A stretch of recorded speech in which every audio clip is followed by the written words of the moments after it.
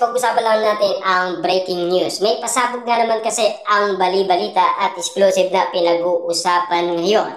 Wow, Daniel Padilla, totoo naman abol pa rin yung ex-sikat, mahal pa rin si DJ. Kita nyo naman, no, ang mga issue ngayon.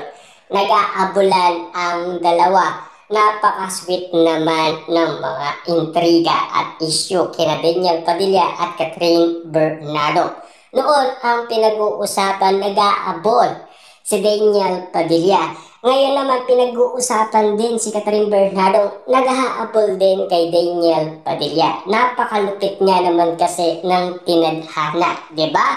Kung talagang nagmamahalan nga naman kasi, walang makakasira sa tinadhana na alam niyo naman siguro talagang tadhana ang nangyari kina Daniel Padilla at Catherine Bernardo kung bakit nga naman sila nagkaroon ng pangalan Katniel. Kasi blessing nga naman kasi daw yun. Ayon noon kay Vice Ganda.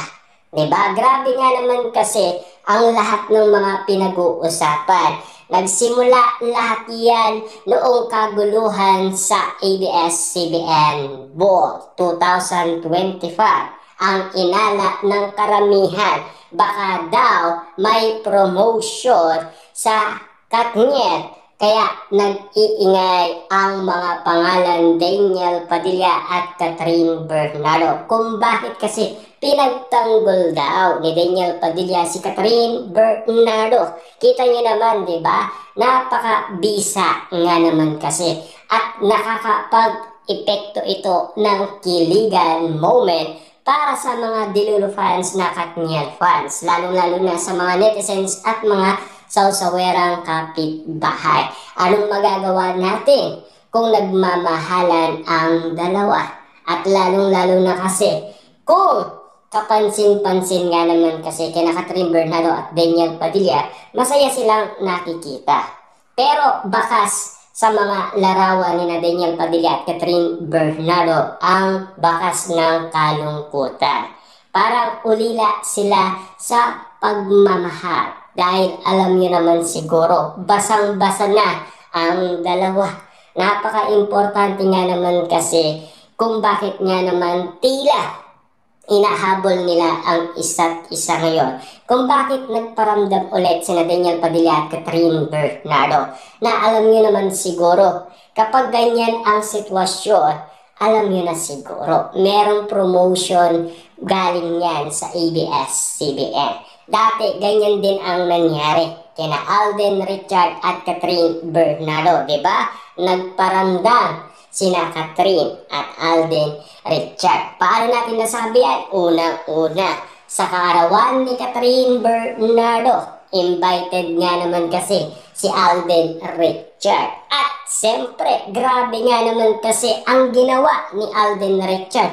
Private airplane pa ang sinakyan niya para mabilis daw makapunta kung saan destination na doon si Catherine Bernardo. Grabe nga naman kasi lahat ng issue at karagdagan pang issue kung bakit nag-iingay ang cat din noon. Siyempre, sa private birthday ni Catherine Bernardo, ang handa na pa-birthday ni Mami Bernardo kay Catherine Bernardo. Lalong-lalo na may pasabog at may pakiliti ang cat din noon sa mga netizens at mga sausawerang kapitbahay, lalong-lalo na sa mga Delulu fans. Kaya ngayon, ang Katniel naman daw ang nag-iingay. Baka next year, malaman natin ang moment ni Catherine Bernardo at Daniel Padilla. Yan kasi ang pinag-uusapan.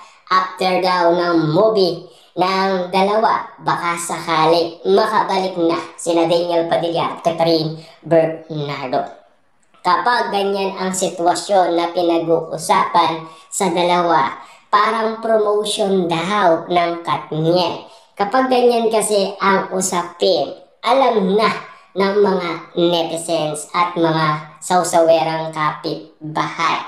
Kaya masayang-masaya ang mga Delulu fans na Katniel fans. Simula pa nung nagparamdam na sila, kakaibang epekto na sa mga netizens at mga sawsawerang kapitbahay na parang nagbigay ng energy sa mga Diludo fans na Katniel fans. Kung bakit nga naman sila nagugulat at nagtataka bakit sila nabibigla sa mga pinapakita ni Daniel Padilla at Catherine Bernardo sa sitwasyon na parang inaabol nila ang isa't isa. Grabe, no? Ang sarap ng feelings na hinahabol ka ng iyong pinaka-mamahal. Kasi alam niyo naman siguro kapag ang puso ang nagsalita, kahit sino, hindi makakapikil yan. Kapag minahal mo, mahal mo talaga at gagawin mo ang lahat para lang masungkit mo ang kanyang pagmamahal. Yan din naman kasi ang paramdam na ginawa ni Daniel Padilla. Kita niyo naman, si Daniel Padilla nag-focus lang sa kanyang negosyo at sa kanyang career bilang action star. Ganon din naman si Catherine Bernardo, di ba? Walang resibo, walang ebidensyang magpapatunay na meron ng boyfriend si Catherine Bernardo. Tanging si Ogie Diaz lang. Kaso wala namang resibo si Ogie Diaz. Kita nyo naman kahit si Trina, ginawang ebidensya. Kita niyo naman, nagsalita si Trina, huwag ninyo akong idamay sa isyu dahil wala naman akong kinalaman. Kita niyo, talagang natameme si Ogie Diaz sa kanyang sinabi kay Trina.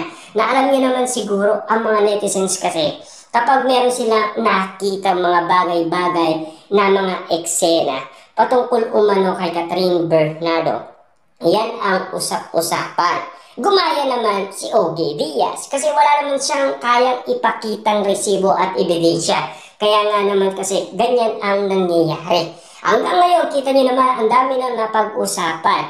2 beses isparad sa BGC at meron pang restaurant. Lalo-lalo na meron pang EB Clinic at meron pang Australia. Hanggang ngayon kasi wala pa rin resibo at ebidensyang magpapatunay na meron talagang relasyon sina Catherine Bernardo at Mayor Mark Alcala. Lalo-lalo na kasi may pinag-uusapan na nahuli daw si Mami Min Bernardo. Follow at unfollow din, di ba? Siyempre matatalas ang mga netizens dahil nag-aanap sila ng resibo at ebidensyang magpapatunay